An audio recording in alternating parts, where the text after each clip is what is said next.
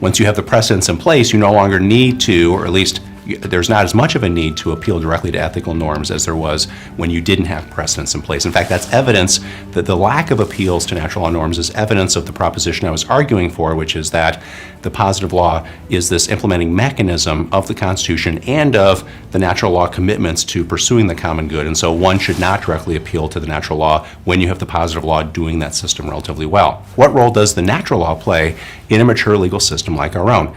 So when I think of the U.S. Constitution, I think what the natural law tradition does is it allows us to better understand, to better explain, and to bring to the fore things that might otherwise be hidden from us. Let me give you some examples.